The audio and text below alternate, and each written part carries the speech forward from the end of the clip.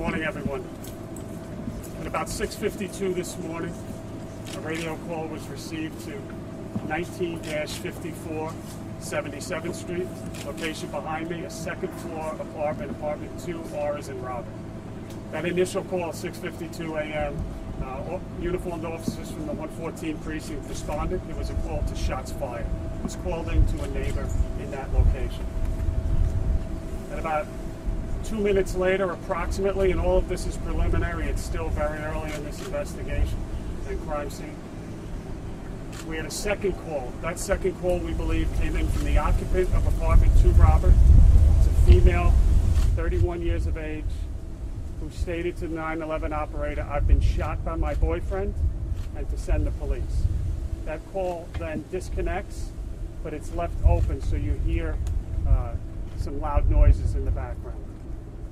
Uniformed officers respond from the 114 precinct. When they get to this location, they encounter a locked door to apartment 2 Robert, but from within that location, they can hear, and this is preliminary, but up to 10 shots being fired.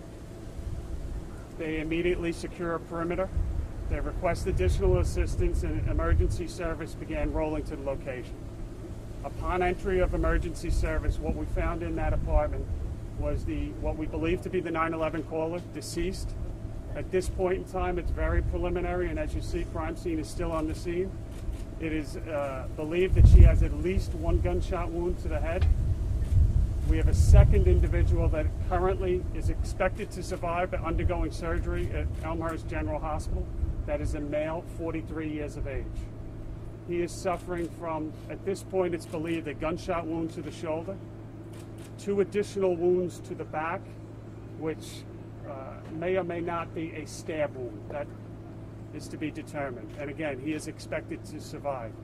It is believed that he knew the individual, the female occupant, and was possibly a current boyfriend. He is an off-duty Yonkers police officer. We have a third individual, and we believe at this point, deceased, gunshot wound to the head with a firearm located in close proximity to the body, and that's a male, 47 years of age. What we know now as we stand here, beginning this week, on Monday, we had several calls to this general vicinity. We had an incident involving a car being keyed, and it involved the 3 individuals that I just spoke about. I'll open it up to any questions, but again, it's very preliminary. What's the relationship to the military? At this point, things have to be confirmed, but we believe at least 2, possibly 3, at one point in time may have served in the military, different branches, and I cannot tell you at this point in time if that had anything whatsoever to deal with this. That all has to be confirmed. They may or may not have known each other from the military. What we do believe, standing here, is that this is 3 individuals. You have 2 of them romantically involved, 1 possibly an ex-boyfriend, 1 currently a current boyfriend. So the 47-year-old victim, what was his relationship?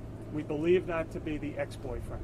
And you believe it was self-inflicted, he did the shooting, and then he shot himself? There's a lot of work to do. I'm here with the 114 Squad Commander, Lieutenant Thompson. There's a lot of work to do, but that certainly is a theory we will explore. Can you tell yet if the gun that was used was the gun of the off-duty police officer? The off-duty officer owns several weapons. There is a strong possibility that the weapon that we see, again, that scene has not been processed. There could be more than 1 gun in that location, but the 1 gun that we see next to the deceased that we believe is potentially self-inflicted. The numbers that we can see at this time on the serial number match up to the off-duty officer's weapon. Have you got time for 2 more? When the police first got here, they're hearing gunshots. Is it protocol to step back, or is it protocol to go in? Well, that's a locked door. They had no way to get in, so they needed help to get into that location. You're not concerned at all about that part of the shooting? Monday morning quarterbacking is not something that I like to take part in. I think every situation has to be evaluated what they have at this point. I don't see anything, what I know now as I stand here, that the officers did anything wrong. I think they did a fine job, set up that perimeter. In a short time, we had emergency service rolling just as we would expect them to do. Guys, last question. Can you clarify how long the Yonkers police officer had served? To be determined, I believe 5 years, but that has to be verified. All right, thank you very much. Thank you, everyone. Thank you.